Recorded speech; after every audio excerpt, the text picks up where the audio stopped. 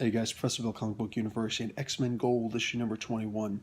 Okay, so we get a whole lot of transitionary storytelling here, which is fantastic because we just don't see this enough in the comic books. And I'm going to once again go with my old adage, if you want a good X-Men Gold comic book, don't bother Mark Guggenheim, okay?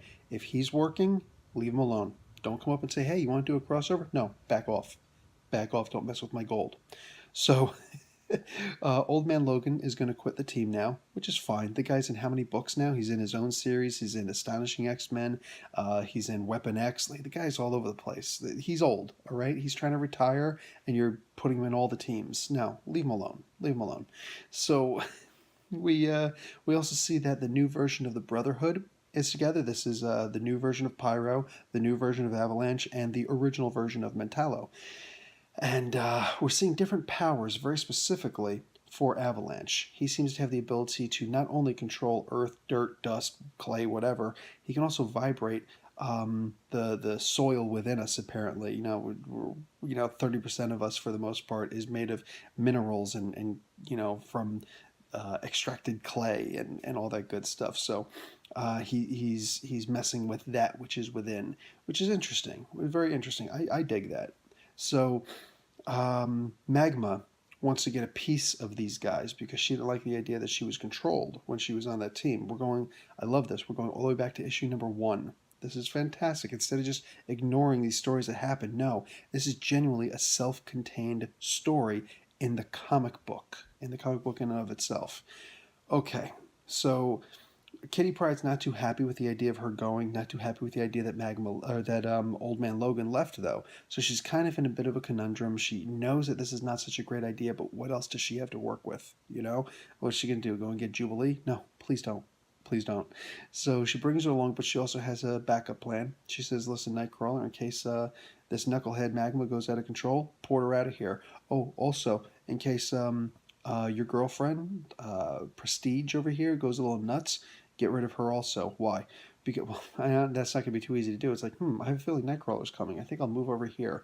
Um, but very specifically, ever since she came out of her coma, she developed those facial markings again, like when she was the Hound, and she's taking an old dress of the Hound, and she's acting a lot like the Hound again. She's even setting up the danger room to look like the Days of Future Past and all that good stuff. Dude, not cool, man. Those aren't days you reminisce for, right? Anyway, so we see they're going to go after these knuckleheads because they have escaped from prison. Very interesting way they escaped from prison, too. That's not casting shade on anything. Very interesting way, and I hope that we come back to explore this a little bit more in the future. But what is it, Linda Nance? The again, she's been a not a persistent threat, but she's been a background threat for a while now since the first issue. Love it, absolutely love it. The Brotherhood is going after her, and Kitty Pryde's funny about it. It's like, oh yeah, let him. She's joking, of course. And even while she's being rescued, she's like, see, these mutants are always fighting amongst themselves. Shut up, just shut up. Nobody wants to talk to you. So, surprise, surprise, Avalanche seems to be a lot tougher. This is what I was talking about before than his predecessor. A lot tougher than they thought he was going to be. Even though he can apparently still be knocked out with one punch. The idea is that he actually put Colossus down. He's making it so that Kitty Pryde can't do a whole lot. These guys are going down. They're going down pretty fast. Magma does, of course, lose it. There's only one fight sequence in here, and it's very short, and I'm kind of glad for it because we got a lot more story out of the comic book because of it. Again, this is transitory storytelling, and it's essentially perfect. I'm going to give this comic book an A minus. This was fantastic. Um, Reading the dynamics of the team shifting the way that they are, perfect. Also, there's already a preview of in 2 weeks when the next issue number 22 comes out, and it looks pretty good. You know what I'm saying? They're showing what Avalanche is able to do, the conversation that he's having with them as he's beating all the X-Men up and whatnot, and a little something going on between Mentallo and Prestige, and it's not looking good for Prestige. Anyway, I have a feeling it's not going to look good for a whole lot of us. Could she, by chance, be a new host for the Phoenix Force?